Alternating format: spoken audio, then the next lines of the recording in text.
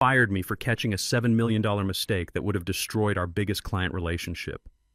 3 days later, 47 of our most valuable accounts walked out the door with me. The company lost 23% of its revenue in 2 weeks, and the CEO who thought family loyalty mattered more than competence learned exactly how wrong he was. My name is Daniel Rodriguez. I'm 48 years old, and I just spent 12 years building something I thought would last forever. At 48, starting over felt daunting, but turns out I was building it for myself. I just didn't know it yet. That Tuesday morning started like any other. I'd been up since 5:30 reviewing the quarterly presentation for our enterprise clients. My proprietary client relationship methodology had taken years to perfect, and every detail mattered when you're managing accounts worth $180 million annually. Coffee number 2 was getting cold on my desk as I went through the revenue projections one more time. These weren't just accounts to me. They were partnerships I'd cultivated since Walsh & Associates was barely more than a startup with big dreams. The conference room filled up by 8:45. Gary Turner from Zenith Industries was already there, scrolling through his tablet like always. Rebecca Coleman from Apex Global was chatting with Scott Williams about their kids' baseball seasons. These people trusted me with budgets that could make or break their companies. I'd earned that trust through late-night crisis calls, saved campaigns, and 12 years of never letting them down. Hell, I'd personally flown to Denver during a blizzard to save Rebecca's product launch when their local vendor screwed up. Then Kevin Walsh walked in. 26 years old, fresh, MBA, and more importantly, Stephen Walsh's nephew. His official title was Executive Project Director, a position that hadn't existed until 6 weeks ago when he'd appeared in our offices like a bad omen in an expensive suit. The kid had potential maybe, but Stephen was rushing him into senior client management faster than a NASCAR pit stop. "Morning, everyone," he said, voice too eager, too confident. "I've made some last-minute optimizations to our presentation." My stomach dropped. Last-minute optimizations in my world were about as welcome as a fire alarm during surgery. I'd been mentoring Kevin for weeks, trying to teach him the delicate balance of client relationships, but he had that dangerous combination of youth and arrogance that made him think he knew better. I opened the revised deck on my laptop, and there it was. Slide 23, the cost breakdown for Zenith's digital transformation project. The numbers were catastrophically wrong. Kevin had moved a decimal point, turning a $7 million investment proposal into a $25 million fantasy that would bankrupt our client and probably get us sued into oblivion. I stood up slowly, keeping my voice calm. "Kevin, we need to address slide 23 before we proceed."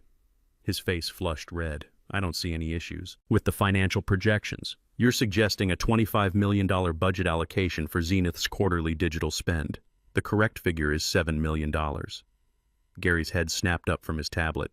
"Did you say $25 million for 1 quarter? "It's an error," I said quickly, pulling up my original presentation. "I have the correct version here."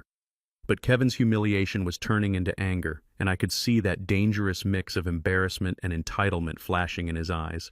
"I don't appreciate being undermined in front of clients, Daniel." Undermined. As if preventing a lawsuit was a personal attack. As if 12 years of relationship building meant nothing compared to his bruised ego. That's when Stephen Walsh appeared in the doorway. Our CEO rarely attended client presentations anymore, but here he was, watching his nephew's face burn with embarrassment.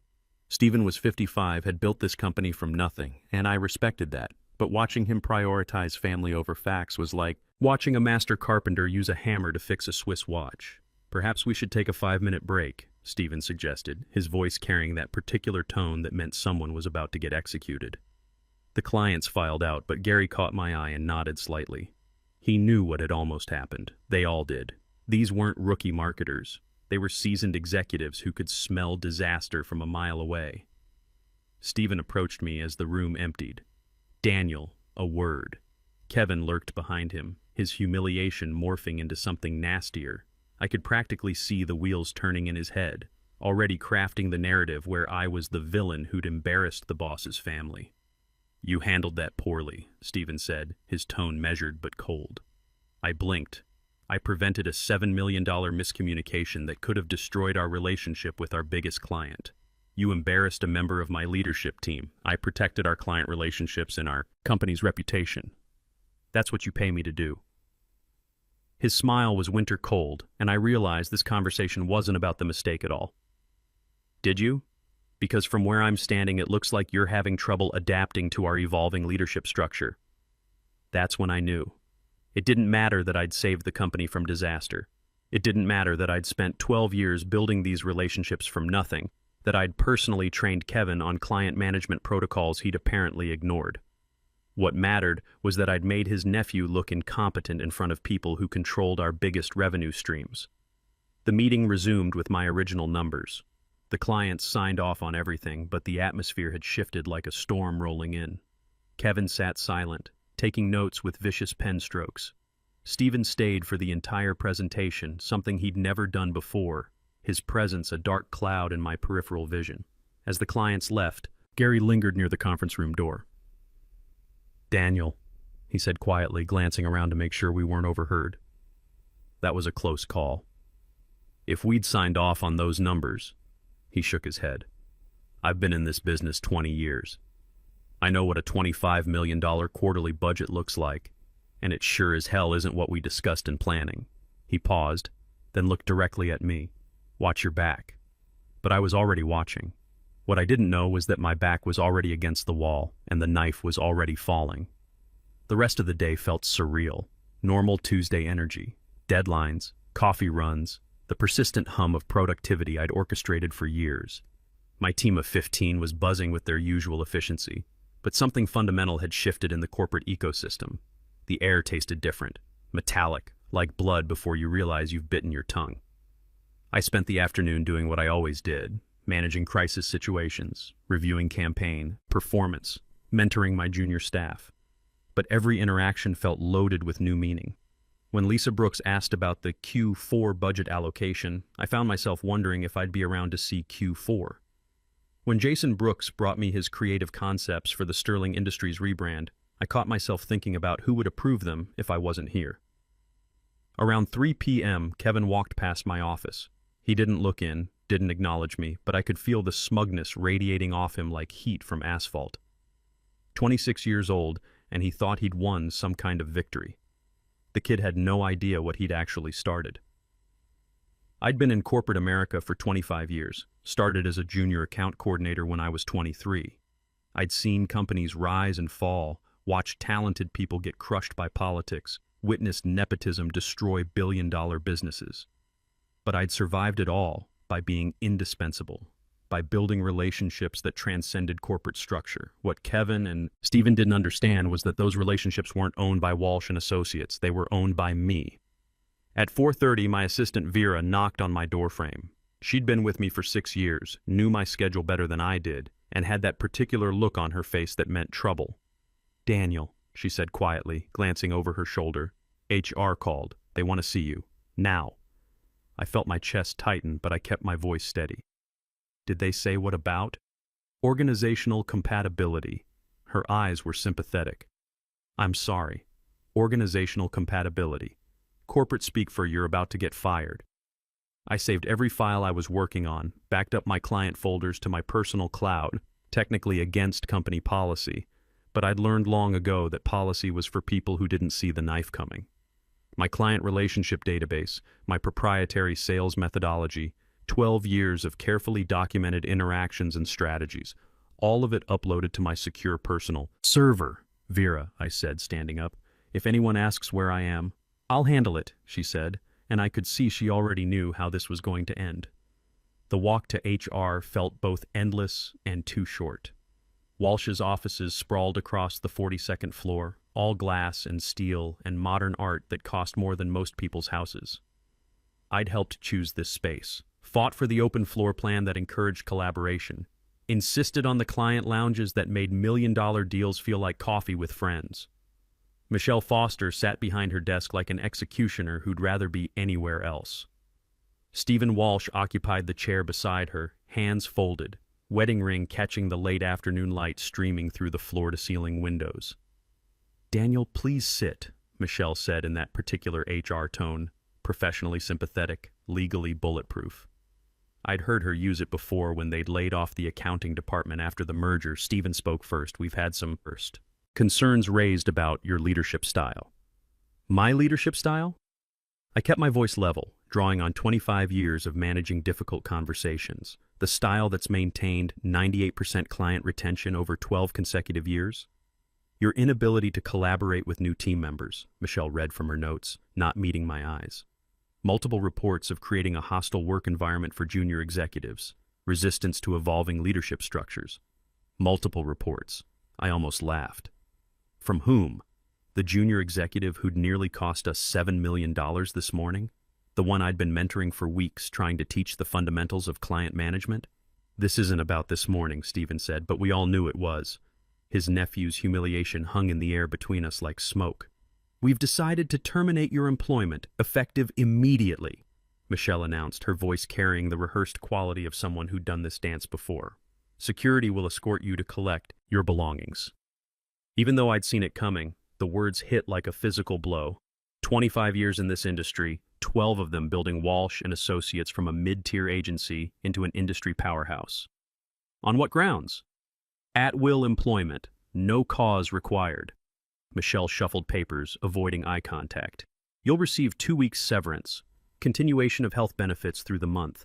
I looked directly at Stephen. And my client relationships? He smiled then, cold and certain, the smile of a man who thought he'd just solved a complex problem. Walsh and Associates clients will continue to receive excellent service from our team. Kevin will be taking over your portfolio, effective immediately. Our team. As if Kevin knew the difference between a conversion rate and a click-through rate. As if 6 weeks of training could replace 12 years of relationship building. I see. I stood slowly, maintaining eye contact with Stephen. I assume you've already informed the clients about this transition? His smile faltered slightly. Kevin will be reaching out to them this afternoon. This afternoon. They were moving fast, trying to control the narrative before I could influence it. But they'd made a crucial mistake. They thought the relationships belonged to Walsh and Associates. They thought clients cared about logos and letterhead and corner offices. They were about to learn exactly how wrong they were. Security arrived, Tom Martinez, who I'd bought coffee for every Christmas for 8 years. He looked like he'd rather escort himself off a cliff than walk me out of the building. I'm really sorry about this, Mr. Rodriguez, he said quietly as we waited for the elevator. Not your fault, Tom. Just doing your job. The elevator ride down felt like descending from one life to another. 42 floors of everything I'd built, everything I'd invested in, left behind in a cardboard box. But as the doors opened to the lobby, my phone was already buzzing. Gary Turner. What the hell just happened? Rebecca just called me saying Kevin Walsh sent her an email about exciting new directions for our account. Word traveled fast in our incestuous little industry. I stepped out onto the busy sidewalk, Manhattan rushing around me like a river around a stone. 12 years, gone in 30 minutes. But Stephen had made one crucial miscalculation. He thought firing me would solve his problem. He'd actually just created his worst nightmare. I sat in my car in the parking garage for 20 minutes, engine running, letting the reality sink in. 12 years. Gone. But my phone kept buzzing like an angry wasp. Gary Turner. Kevin just sent an email saying he's taking over all your accounts effective immediately. What the hell is going on? Rebecca Coleman. Did you really get fired? This is insane. Scott Williams. Emergency call needed. Kevin doesn't know our product roadmap. I drove home through rush hour traffic, planning a war. Home felt different when you returned as an unemployed man. Same apartment, same view of the Hudson River, but everything had shifted. I poured myself 3 fingers of bourbon and opened my laptop. Not the company laptop they'd confiscated, but my personal one, where the real weapons lived. The USB drive sat in my desk drawer, innocuous as a bullet. I'd been building this insurance policy for 3 years, never thinking I'd actually need it. Every project retrospective, every client satisfaction survey, every informal conversation where clients had mentioned, hypothetically, what would happen if I ever left Walsh. Would you ever go independent, Daniel? If you started your own consultancy, would you let us know? What would it take to poach you from Walsh? I'd deflected those questions with professional grace, but I'd remembered every single one, and filed them away in my mental database. My phone rang. Anthony Martinez, former corporate lawyer, current client, and someone who understood the delicate dance between legal and lethal. "Heard you had an interesting afternoon," he said without preamble. "News travels fast in this industry. Gary called me, then Rebecca, then about 8 other people. You've got the entire client network lighting up like a Christmas tree. I'm wondering if you need legal advice." "Depends. Are you billing me for this call?" He laughed. "Call it consultation between friends. Meet me for coffee tomorrow morning. Early." "How early?" 7:30. "Angelo's on 5th. We need to talk before you do anything that might get you sued." After we hung up, I returned to my files. 12 years of relationship building sat in neat digital folders. Contact information, certainly, but more than that. Personal details that mattered in business relationships. Rebecca's son's battle with leukemia and how we'd restructured every deadline around his treatment schedule without her having to ask. Gary's wife's early-stage Alzheimer's diagnosis, and the way we'd quietly shifted all communication to him instead of making her struggle with details she couldn't retain. The Christmas Eve when I'd personally delivered campaign materials to Scott's house because his father was dying and he couldn't leave his bedside. These weren't just business relationships. They were human connections built over years of shared challenges and mutual respect. Stephen thought he owned them because they signed contracts with Walsh's logo on them. He was about to learn the difference between owning a signature and earning loyalty. I pulled up my non-compete agreement, printed on Walsh letterhead and signed 3 years ago. Standard language about not soliciting clients for 12 months after termination. But Anthony had already identified the loopholes during a casual conversation 6 months ago when Kevin had first appeared and I'd started feeling the ground shift beneath my feet. "You can't solicit them," he'd said over drinks, "but there's nothing stopping them from finding you. Nothing. Preventing you from announcing your availability to the market." I'd filed that information away, hoping never to need it. Hope was for people who didn't prepare for war. My computer pinged. Encrypted message from Gary through Signal. "Kevin just scheduled transition meetings for tomorrow morning. All your major accounts. He's calling them strategic realignment sessions. Thought you should know." Strategic realignment sessions. 24 hours after my termination, and Kevin was already trying to rebrand my client relationships like a used car salesman putting fresh paint on a rust bucket. But he'd forgotten something crucial. These clients had my personal cell phone number. They had my personal email address. And most importantly, they had 12 years of reasons to trust Daniel Rodriguez over someone who couldn't tell the difference between $7 million and $25 million. I opened a new document. Not a solicitation, that would violate the non-compete. Just a simple announcement, carefully worded, professionally neutral. "Dear Name, I wanted to personally inform you that as of today, I am no longer with Walsh & Associates. It has been an absolute privilege working with you over these past 12 years. And I'm deeply grateful for the trust you've placed in me and our shared successes. While I take some time to consider my next chapter, I wanted to ensure you had my personal contact information should you need anything during this transition period. Warmest regards, Daniel Rodriguez." I didn't send it, not yet. First, I needed to talk to Anthony. I needed to understand exactly how far I could push without crossing legal lines that would give Stephen ammunition for a lawsuit. But more than that, I needed to build the infrastructure for what came next. I spent the rest of the evening organizing, creating spreadsheets of client contracts and renewal dates, mapping out pain points and growth opportunities for each account, building a business plan that had been percolating in the back of my mind for years, ever since I'd realized that Walsh & Associates was more dependent on my relationships than my relationships were dependent on Walsh & Associates. The company had taught me everything I needed to know about running a consultancy. Now I'd use that knowledge to build something better. At 2:15 a.m., I finally closed my laptop. 3 days. I'd given myself 3 days to execute a plan that would either launch my new career or destroy any chance I had left in this industry.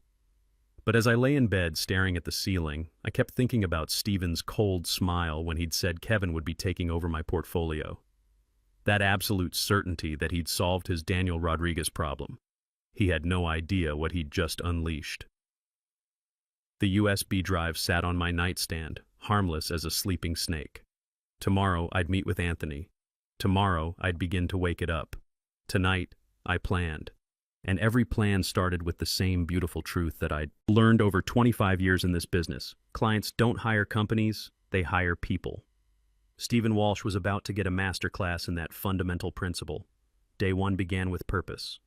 Anthony was waiting at Angelo's when I arrived at 7:25, 2 espressos already steaming on the table. He'd commandeered a corner booth, a highlighted copy of my non-compete agreement spread between us like a battle map. "You look remarkably calm for someone who just got knifed in the back," he said as I sat down. "Calm is just rage in a better suit." He laughed and tapped the contract. Section 4, subsection C. You cannot directly solicit Walsh clients for 12 months. Cannot approach them with competing offers. But here's what it doesn't say. He flipped to the next page. It doesn't prevent you from announcing your departure. Doesn't stop you from being available if they reach out. And most importantly, it says nothing about clients who independently decide to leave. We spent 45 minutes dissecting every word, every possibility. By the time we finished, I had a clear understanding of the tightrope I was about to walk. Legal, but barely. Ethical depended on your perspective. I returned home and crafted my LinkedIn announcement with surgical precision. After 12 incredible years at Walsh & Associates, I've decided to explore new opportunities in strategic consulting. I'm deeply grateful for the relationships built and the trust earned during my tenure. While I take time to consider my next chapter, I remain passionate about helping businesses achieve meaningful growth. Neutral, professional, and absolutely loaded with subtext for anyone who knew how to read between corporate lines.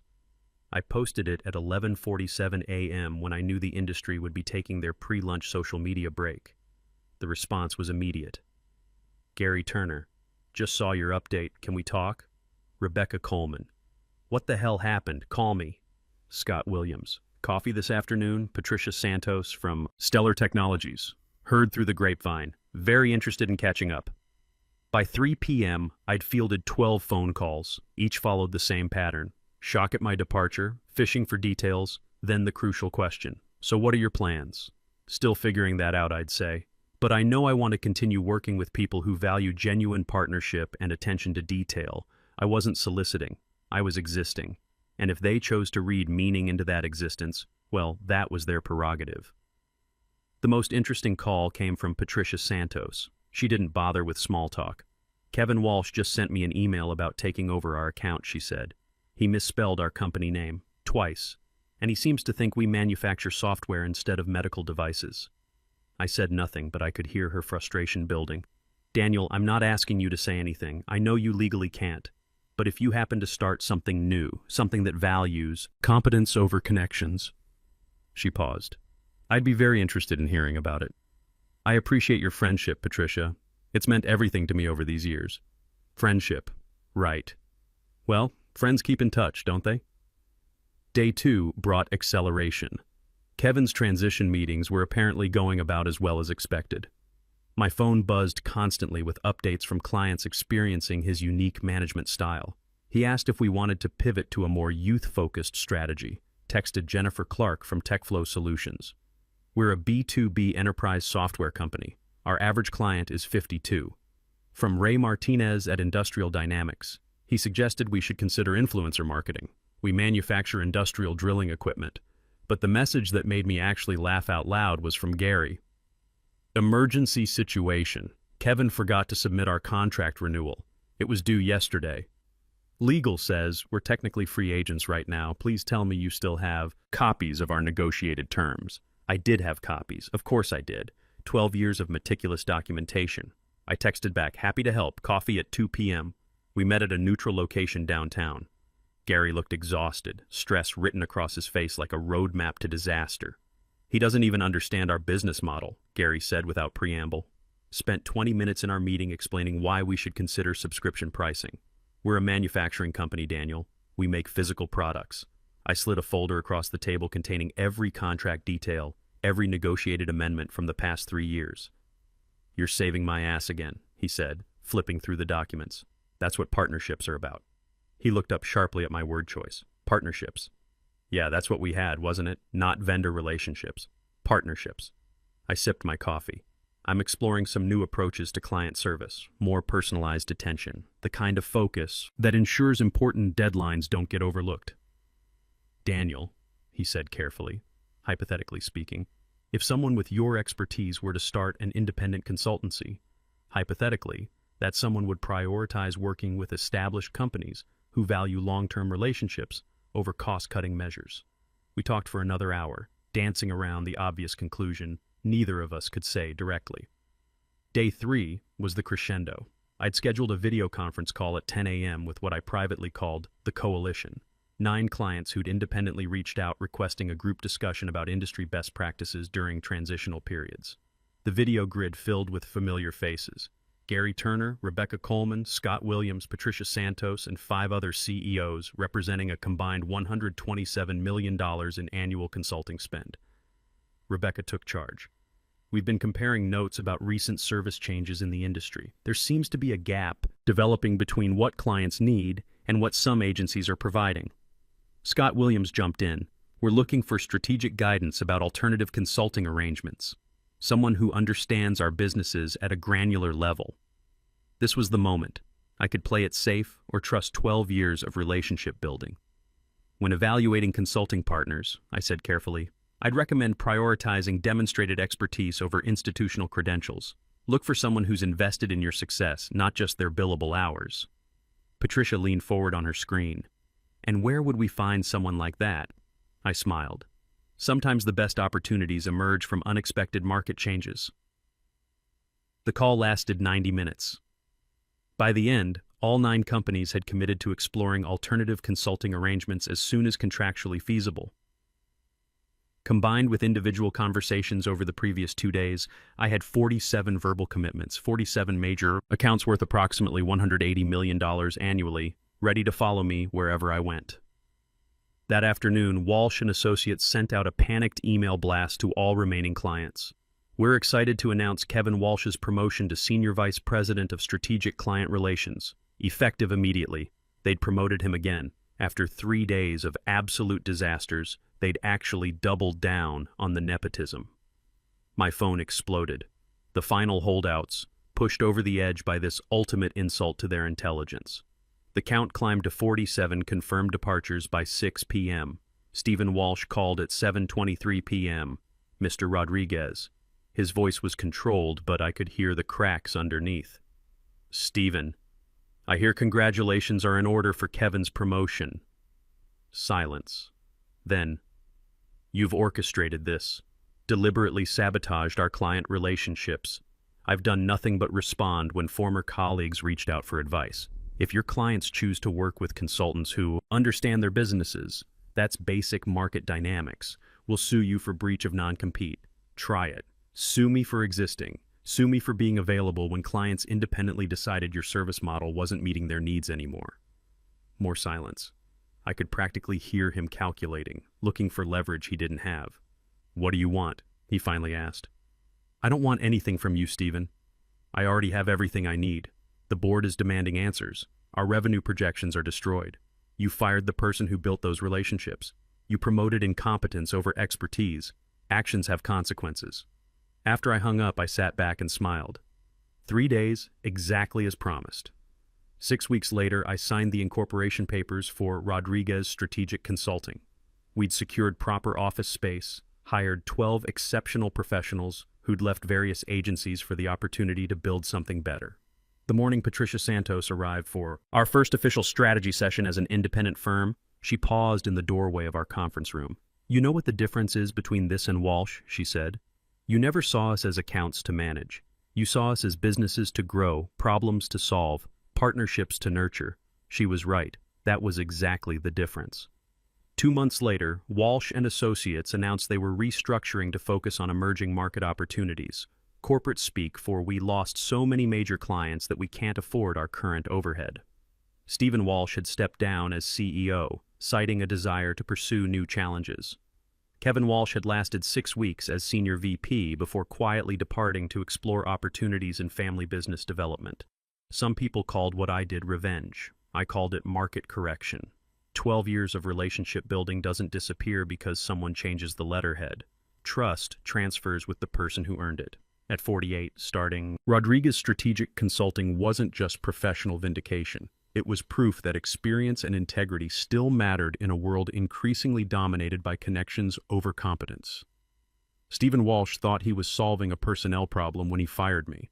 Instead, he'd created a competitor who understood his business model better than he did, and who'd just walked away with 47 of his most valuable relationships. The best revenge isn't served cold. It's built methodically, executed precisely, and delivered with the quiet satisfaction of knowing you've earned every single victory. Sometimes the person they fire on Tuesday becomes the competition they can't beat by Friday. In corporate America, they can fire you from a company, but they can't fire you from the relationships you've spent decades building, because loyalty follows competence, not letterhead. At 48, I learned that the greatest job security isn't tenure or title, but the unshakable trust of people who know you'll deliver when it matters most.